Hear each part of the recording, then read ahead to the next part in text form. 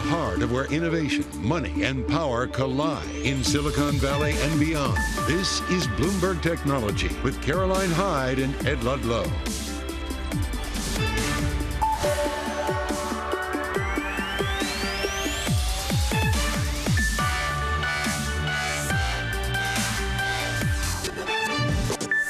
I'm Caroline Hyde at Bloomberg's World Headquarters in New York. And I'm Ed Ludlow in San Francisco. This is Bloomberg Technology. Coming up, we'll take the pulse of the market and get a read on appetite of those magnificent seven as one name struggles to keep up with the pack. And Snap joining the chorus of technology companies announcing job cuts with plans to slash 10% of its global workforce. Details ahead. Plus, we'll get a check-in on the state of the semiconductor industry as global chip sales, they're projected to hit a record this year. The CEOs of onsemi and Element Solutions join the program. But first, let's check in on these markets. And it's a day of macro affecting some of the individual names at the moment. The market takes a turn as once again we're running too hot. The ISM number really coming in strong, services going well, and indeed the cost of services employment as well. What does this all mean in terms of overall inflationary pressure? We know that, of course, joining CBS over the weekend was one Fed Chair Powell, and he was talking back against any sort of rate cuts coming as soon as March. Add in that overall strong economic data, and we turn on the Nasdaq off by 0.8%. Interesting volatile play going over in China. Remember, as the S&P hit a record on Friday, we actually saw a 5-year low for Chinese stocks. And all of this as we see once again China trying to curtail any selling coming and indeed betting against the market over there and trying to push back against that volatility. We're up about 10% in terms of the overall Chinese names traded here in the US. 10-year yield, it crushes ever higher, up 15 basis points. This as we, of course, get that strong economic data and the read across to the Fed. Move on and have a look at what's happening in the world of crypto, though, for a moment, Ed, because, look, as we see a strong dollar, so Bitcoin goes a little bit lower, off by 0.4%, but still trading above $42,000. What have you got on the individual names? Well, one name where there is still some buoyancy is Nvidia. Even when the market turned post-ISM, Nvidia is still up almost 3% and is extending those record highs that it hit. Goldman boosting its price target on the stock to $800 a share. And they're basically saying we look at what's to come in the year and we still think that there's going to be spending by the hyperscalers and in the cloud context. So that name continues to charge higher, fresh record highs.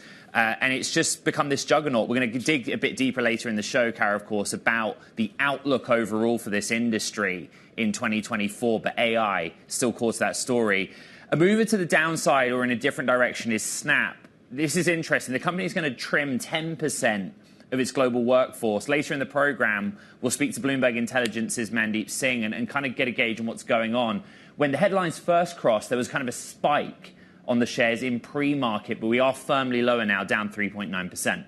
Yeah, that's notable, isn't it, considering the read across to Meta and just the phenomenal move we saw in that company's shares after its earnings on Friday. And let's just talk more broadly about what's happening with big tech, with those magnificent seven names, and ultimately the read across from bond yields to tech stocks. Bloomberg's Isabel Lee is here with actually a great story talking. I love the headline. Elon just lost his cage fight with Zuckerberg. This was all about how ultimately Tesla's market cap has really diverged from that of, say, a Meta, which has just been on the up and up, particularly post its numbers.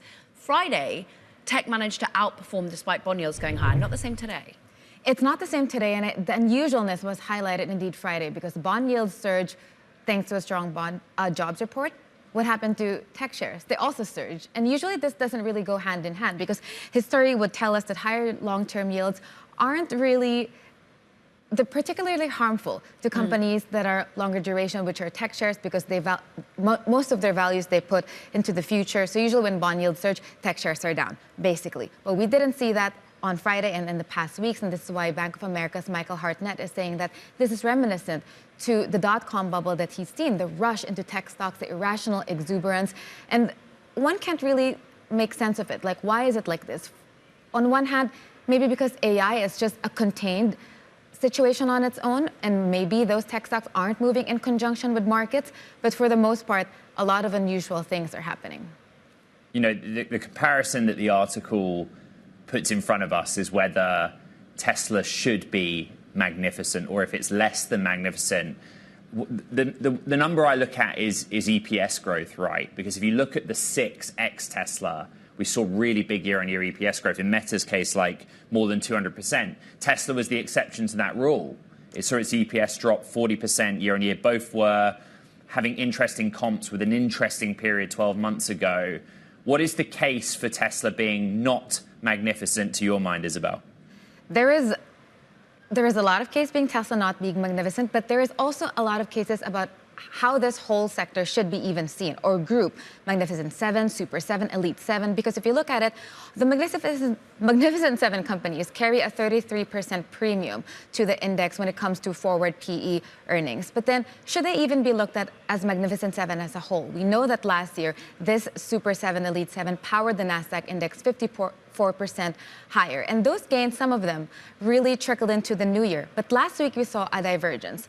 When we have Meta and Amazon reported, they really had historic days. Meta saw 190 billion in one day, which is the most that we've seen in the history of US stocks. But we have some, like Microsoft and Apple, yes, they beat, mind you, but then we saw shares fall because people were just really more optimistic. People had more lofty ambitions for those AI shares. So maybe people are now being more discerning. If you look at Magnificent 7 as a whole, they are big. Here's a random tidbit for you. It was in the article. The Magnificent 7 as a whole are worth more than the combined GDP of New York, Tokyo, LA, London, Paris, Seoul, Chicago, San Francisco, Osaka, and Shanghai. So they're really huge. But then maybe we should stop seeing or looking at them as one whole group now, Ed.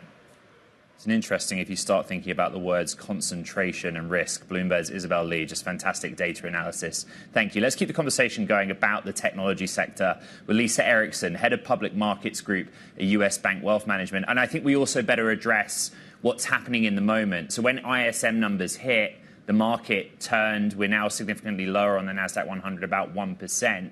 But if you drill into the data, basically the concern is the prices paid on materials and the idea that the Fed still has some way to go to fight inflation. Put that into context for us of the technology sector. Well, certainly we've had a couple of strong prints with the non-farm payrolls report on Friday. And then again, to your point, a better than expected ISM number this morning. And really, I think what's going on with the market with respect to how that impacts overall equity pricing and technology in particular is that investors are simply concerned again that these positive rate cut expectations that they've had on the Fed really may need to be ratcheted down. We certainly saw that Friday. We saw it again this morning. And investors are just simply concerned that if rates don't come down as quickly as they think they could, again, that could impact, per Isabel's point, really these technology sector valuations because most of their growth is further out in the future. And to the extent that rates provide more competition, that just makes it tougher. Lisa, though, what's managed to ultimately send these companies higher has been the distinguishing factor of artificial intelligence, being able to be that silver lining amid the cloud that is the macroeconomy, higher rates, concerns about jobs. Can AI still manage to lift these boats despite their valuations already being toppy?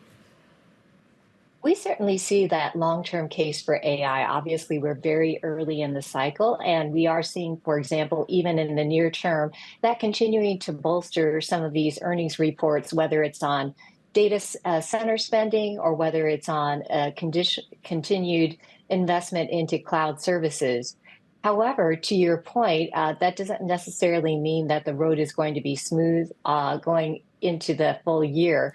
And that is because we have had quite a bit of run up on that AI. And so I think some of that uneven response that you've seen to the earnings reports here with the fourth quarter reports is reflective of the fact that some of that optimism has already been priced into the shares.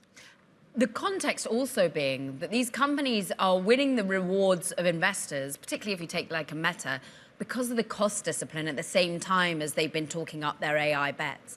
And when you look at Snap today, yet more job cuts to come, how much do you think the overall macroeconomy can continue to see strong jobs where we do see companies taking this sort of disciplinary action?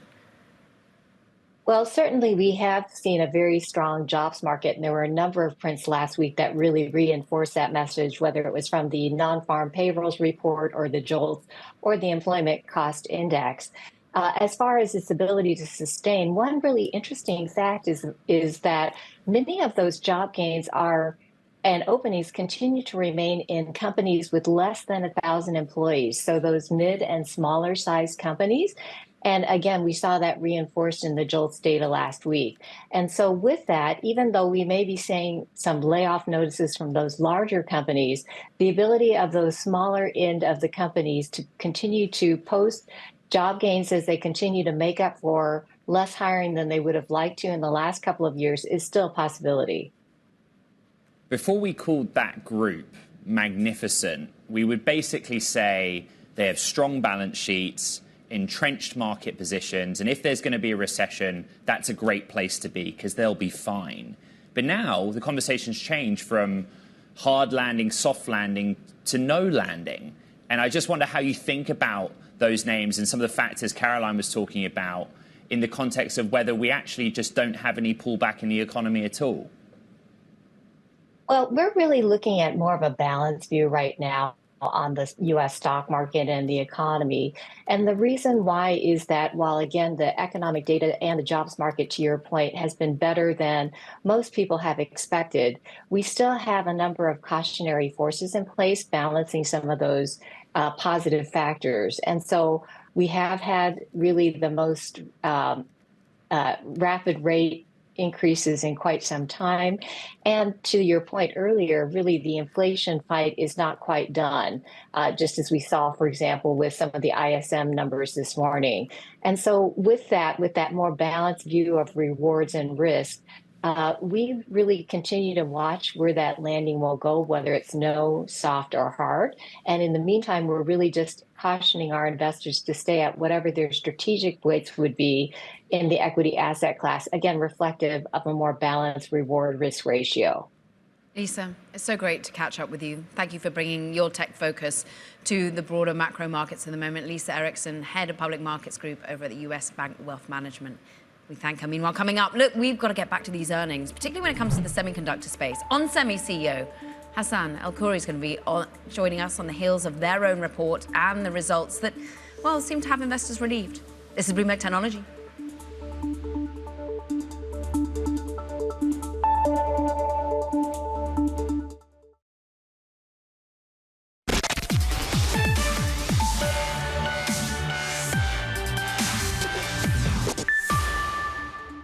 The Semiconductor Industry Association is forecasting the global chip industry will see sales jump to a record level this year, fueled by a greater need for the electrical components from a broad range of businesses. Joining me to break down the data, Bloomberg's Ian King here in SF. What took me by surprise about this report is I get the overall 2024 is going to be good because 2023 was very bad.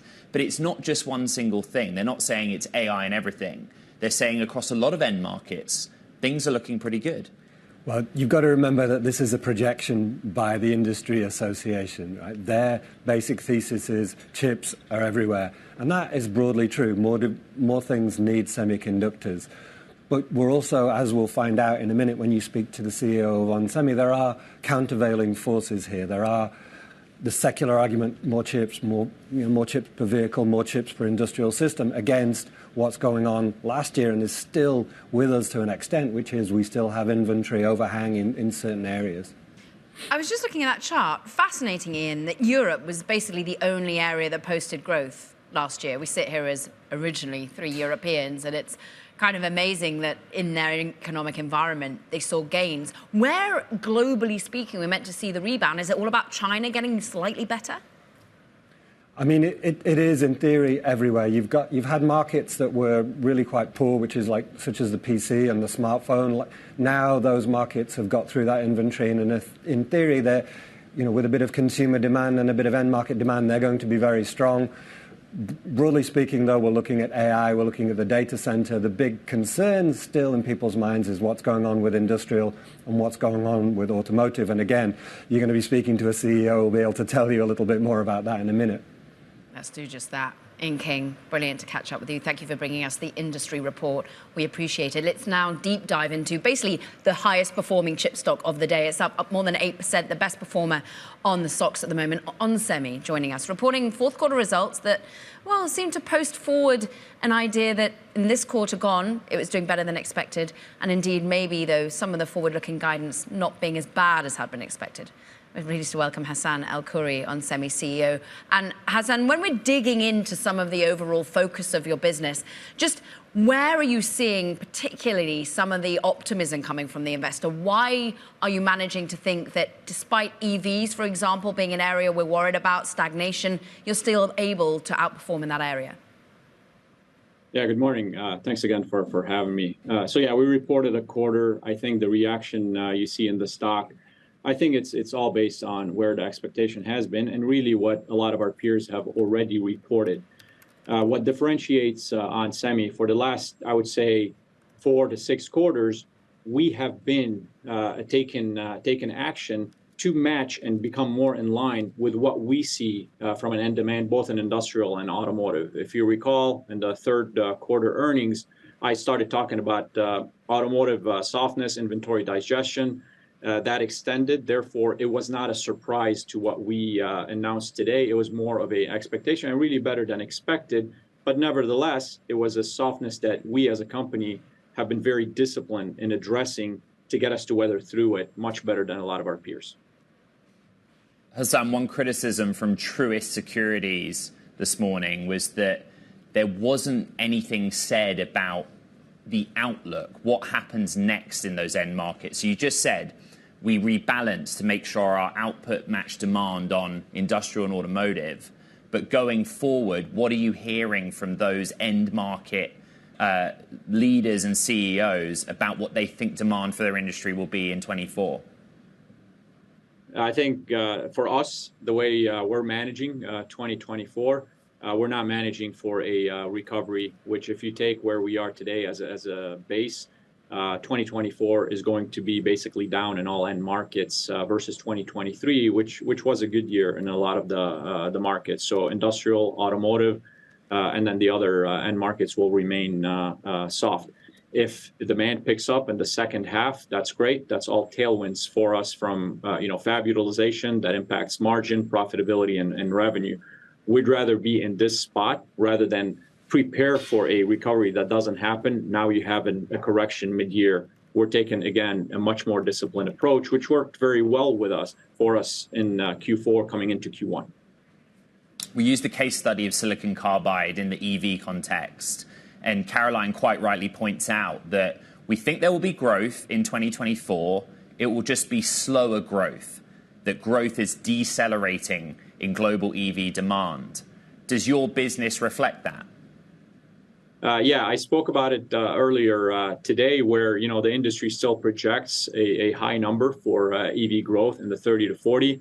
What I believe, based on customer engagement and really based on some of the leading OEMs in the automotive industry, what they projected for their EV growth in 2024, we look at it more in the 20 to 30 growth. So for me, I more trust what we see, and that's what we're managing to. Still very heavy growth, because what we also projected in light of that market growth is we will grow our silicon carbide 2x the market. So at this point in time, in 2024, we're pegged to end demand. Products are out, qualifications are there. We're designed in all the platforms that we need to be designed into. And right now, it is an end demand signal. We will still take share. We will still grow ahead of market at 2x. The question is, what will the market do through 2024? And as you said in your call, electrification remains a content expansion opportunity for you as you 2x. So who are the customers that manage to outperform? Why have you managed to get the customers that are ramping production? Where in the world are they ramping production? Bottom line, they've always been consistent. You only win when you have the best technology. We've been providing the best technology at a high power packaging. So both device, silicon carbide, and the package we put in it, the best technology out there as far as performance. That's why we've been winning. So we've been broadening our customer exposure to kind of reduce that lumpiness from too many focused customers. We have recognized revenue from over 600 customers in 2023. That will keep extending into 2024 as more of the European OEMs start ramping for us. So again, a very broad base of customer, very diversified regionally, from China to North America, and like I said, in Europe. That gives us a very good base to clearly grow from as we manage through the short-term lumpiness of EV adoption. Hassan Al-Khoury, on Semi CEO, best performing stock on the SOX today. Very quickly, I want to check in on shares of Coinbase, down around 9%. At their session lows, down more than 10%, on track for the biggest decline since June of last year. But I've got to be honest with you, Caroline, got no idea what's going on or no idea why. There are no headlines on the terminal relating to the name. We're going to continue to dig in it and get the crypto team on that, but a big mover to the downside, Coinbase off 9%. This is Bloomberg Technology.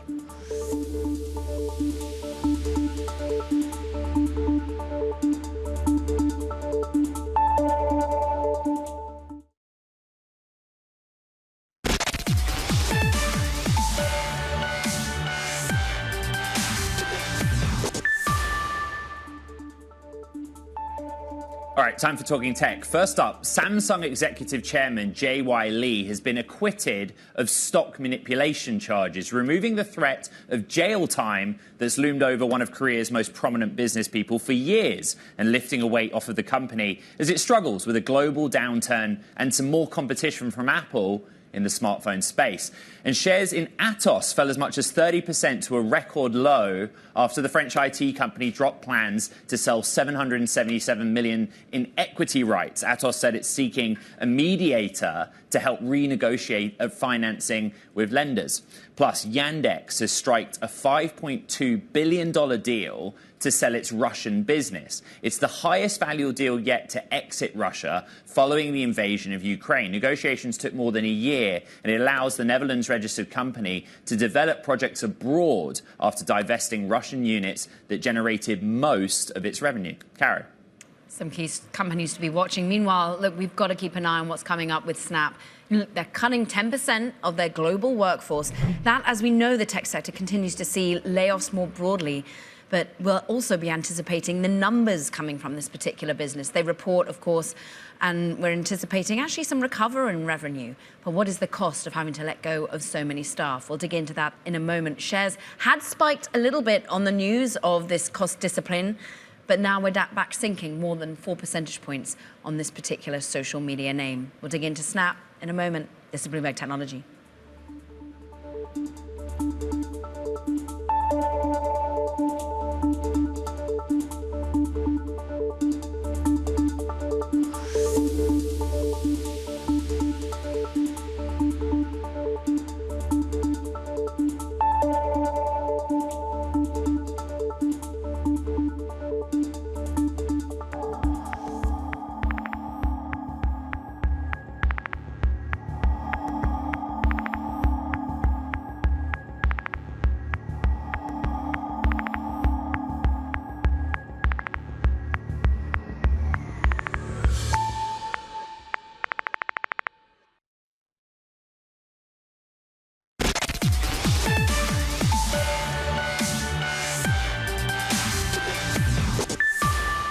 It's going viral. Taylor Swift making history this weekend by winning her 4th album of the year. If that wasn't enough, the superstar announced a new album on its way April 19th to the excitement of Swifties worldwide.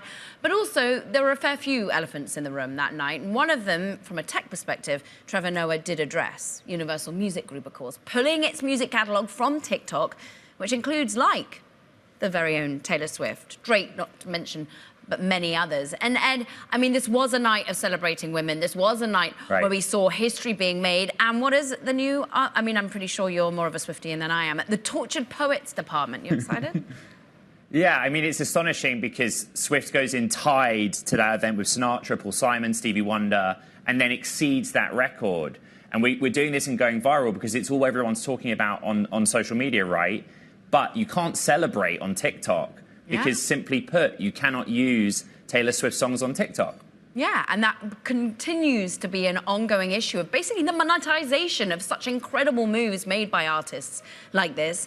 But when we're consuming that, and maybe from TikTok's point of view, helping market it, how much does the money flow to the artists, to the labels? That's the key question. When I was reading Lucas's newsletter, Lucas Shaw's newsletter about this, you realise they've been negotiating on this for years. So it's not a new thing, but there's been a flashpoint because the volume of eyeballs is not translating into dollars in the artist's pocket. That's the tension. Interestingly, of course, Taylor Swift's own collaborator saying maybe UMG should have given a heads up to some of the artists before they did this. But anyway, we talk more broadly about the world of social media and indeed, well, how lawmakers are addressing in it right now. Because across the aisle, we're actually seeing work being made for legislation that would place safeguards, in particular across artificial intelligence. And now this is about Taylor Swift too, because it, of course, involves deepfake videos, individuals such as Taylor Swift, and they're, of course, pornographic deepfake images that were circulating on social media late last month. Social network analysis company Graphica determined that the images of where they originated from was actually an online challenge to break safety measures designed to block people from generating lewd images with artificial intelligence. Maggie Murphy has more. So just go into the detail of basically what's happening on certain parts of the internet where almost these weird challenges are erupting that don't just affect Taylor Swift. Right, exactly.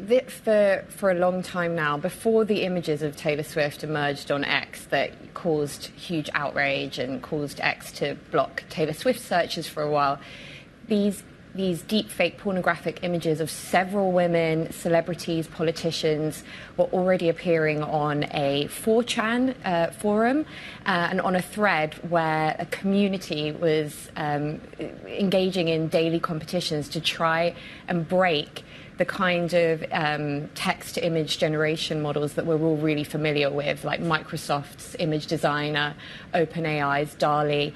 And they have, for weeks now, been trying to teach each other how to use certain words to get around the safeguards that have been put in place to create these pornographic images that these companies who create the models say aren't allowed. The technology story is the use of text-to-image creators, and the policy point was the banning of some keywords and then using others to get around it. Then there's the political side of this story, which is basically this has been a really big story, and now lawmakers in Capitol Hill are thinking about what they need to do about it. Right. So Taylor Swift was not the first person to be deepfaked. She won't be the last. But because of her celebrity, late last month, people were talking about it so much more. We had the White House condemning it.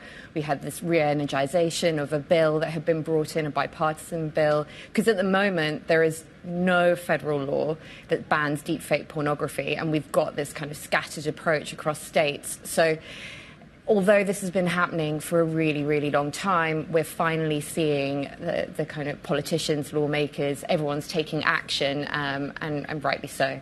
All right, Bloomberg's Maggie Murphy, who, by the way, has done a very big body of reporting on this issue. I highly recommend you read it on Bloomberg.com. Another story, Meta's independent oversight board agreed with the company's recent decision to leave up a misleading video of US President Joe Biden, but called its policies on AI-generated content incoherent and too narrow. The board is now urging Meta to update its policies ahead of the 2024 US general election.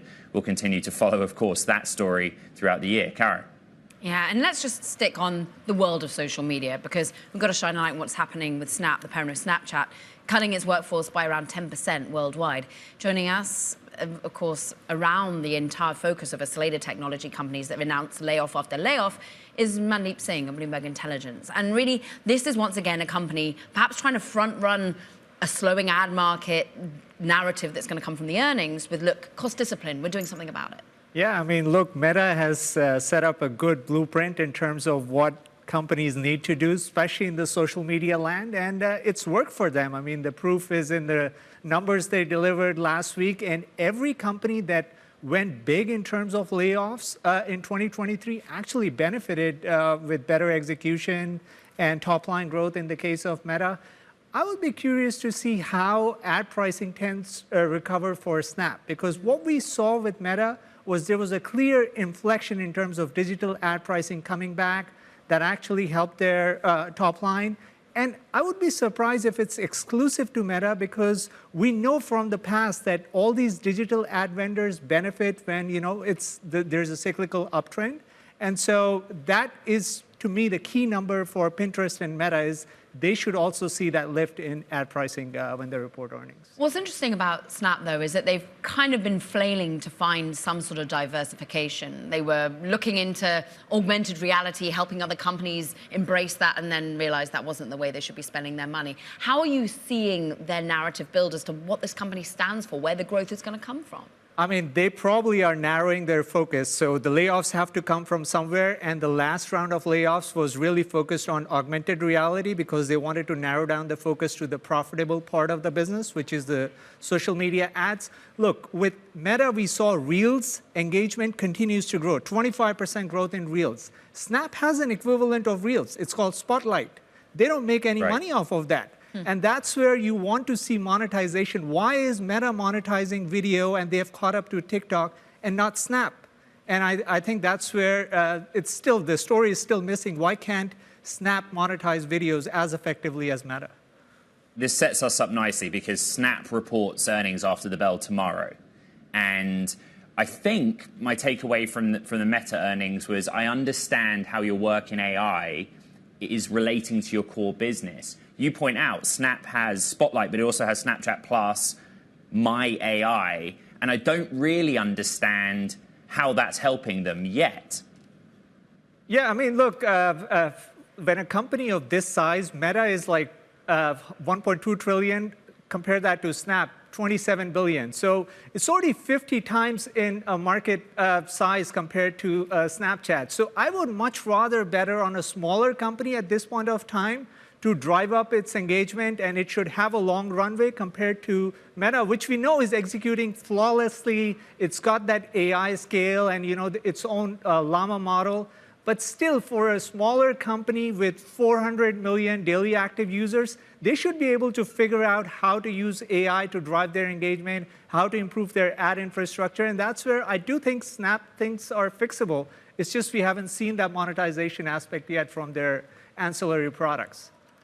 At the end of last year, Mandeep, you and the team also wrote about Snap's kind of e-commerce potential. I think that was because it had done some partnerships with Amazon, for example. Do you believe that's an opportunity for Snap still? I think so. And look, Meta has also done a partnership with Amazon, so Snap's partnership as an exclusive Pinterest has done the same. For all these social media companies, the holy grail is in-app e-commerce. They haven't figured it out because the logistics part is very hard when it comes to social media pivoting to e-commerce, and we have seen that with the Chinese companies. But in the end, Amazon partnership does make sense because Amazon clearly has the fulfillment capacity, and it does need the channel for the social media companies to transfer over the customers that are engaging with them almost 60 to 70 minutes a day. So it does make sense, but it would be interesting to see how it affects Snap's gross margin. Well, we wait for those numbers to be coming out, of course, and really dictating how this stock continues to perform. Mandeep Singh and Bloomberg Intelligence, brilliant to get the deep dive ahead of Snap's own earnings. Meanwhile, coming up, we'll be turning back to the state of the semiconductor industry. We're going to be speaking with the Element Solutions CEO, Ben Glitchik. This is Bloomberg Technology.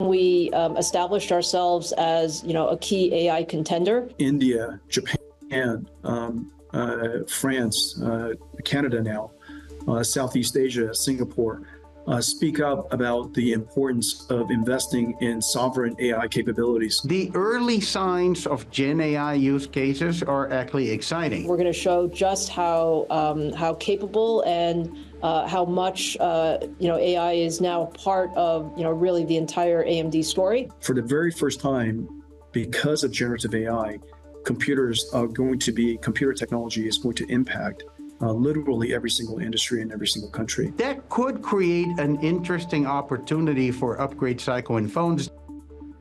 What an array of CEOs after, of course, earnings from the chip makers.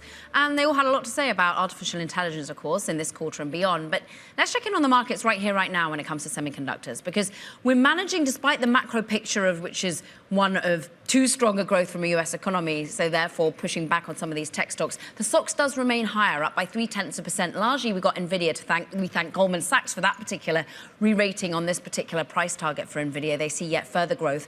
Interestingly, AMD is on the downside, even though they too had an upgrade coming from Philips Securities, in fact, about AI tailwinds, but it's under pressure more broadly as the rest of the market feels a little bit of weakness amid this stronger macro data. But Ed, it's notable that on Semi manages to be riding high on its earnings. We've got a deep dive continuing on chips. Yeah, someone that knows the space well. Ben Glickish is the CEO of Element Solutions, which produces chemicals in almost every EV, smartphone, computer, and develops next-gen chemicals that enable tech advancements. And what all of those things have in common, we focus so much on this show on the GPU, CPU, analog level, but we're talking about circuit boards, integrated circuits, and what they all have in common, Ben, is they're all rethinking their supply chain. And we're heading towards this kind of decoupling from China. We've done a lot of reporting here at Bloomberg about Apple, for example, wanting to shift some of its supply chain base from China to India. Is that, as somebody involved in that supply chain, as simple as that? So we like to say chips don't float. And so Element Solutions products are used in semiconductor manufacturing, in assembling, putting chips onto circuit boards, and in making high-performance printed circuit boards. And the printed circuit board market is primarily an Asian market. But we're seeing a shift towards something called China Plus One. And so supply chains are moving outside of China to places like India, Vietnam, Thailand, Malaysia. And we're even starting to see some greenfield investment in printed circuit board capacity here in North America, Mexico, and the US. Ben, when it comes to your role and Element Solutions, how much are you part of the solve for these companies? So our technologies are used in every high-performance electronics device in the market. So we're an enabling provider of chemical technology for all of these markets. And for us, our manufacturing processes are pretty simple. Our people are global. And so we're welcoming these supply chains as they move to new places. Our footprint is already there, and it's an opportunity for us to support our customers as they diversify their supply chains when they move out of China or into new markets. And what, therefore, for you is any sort of block on your own ability to keep up with the demand? All we hear about is just like the absolute scale, the price point, the need. Has there anything that's been slowing you down, or is it just ability to roll out in lockstep with the demand? Yeah, so we're fortunate because we've been in these markets for decades, and our customers and our customers' customers, the OEMs, rely on us to come up with new solutions to enable their next generation products. And so for us, staying on top of innovation, doing technology roadmap exchanges with customers enables us to meet those emerging needs. And then we make investments in new material science technologies as the legacy capabilities don't meet the needs of next generation chips for AI. We're investing to support that outside of our four walls and bringing very interesting capabilities to market. Ben, when we think about some of the end markets that we listed at the top of the segment that you're in, EV, smartphone, there are mixed forecasts of what 2024 looks like. You heard from Cristiano Amon a moment ago, right? Qualcomm's saying flat to low single digits growth in the smartphone market. We've covered a lot broadly, a slowdown in EV growth globally. Is that reflecting what your customers are engaging with you on? Yeah, so we called a bottom in our electronics business in the second quarter of 2023. 2023 was a tough year in electronics, not just from a demand perspective, but also because there's a lot of inventory in the channel that had to clear. We've seen a recovery in the back half of 2023, and we see growth in 2024. Smartphone units should grow in 2024, and we'll be lapping a period of inventory clearing, so we should have nice growth from that part of the business. And our business isn't just driven by units, it's driven by content per unit. So each next generation technology of smartphone has more value of our technology because it's enabling higher performance applications. Similar in the EV market, where we've got game-changing technology in power electronics, and that market's been very strong for us. We're seeing customers adapt our technology to deliver better performance vehicles. So even if the EV market is flattish, we're going to see real growth for our capabilities in electric vehicles because of the technology trend shift. Ben, I want to go back to the supply chain. is India ready to be a greater contributor to supply chains for consumer electronics, the semiconductor industry, and AI? So there's definitely a significant investment in infrastructure that's required in India, and we're actually seeing that. Huge investment from many OEMs and partners and supply chains to support it. In fact, we've been asked by one of the largest smartphone OEMs in the world to help train the Indian supply chain to meet their needs. So it's a great... Who's that? We don't speak about our specific customers and supply chains broadly or in public, but a very large smartphone manufacturer is asking us to help train the supply chain to bring them up from a capability perspective to enable their production. Well, we want to thank you for being here in town, ringing the bell. 5 years, I think, was the celebration of today of Element Solutions. Ben Glicklish, we thank you for your time. Thanks for having me. Meanwhile, coming up, a look at the rise, the fall, the future of Blizzard Entertainment. That's coming up next, a new book from our colleague. This is Bloomberg Technology.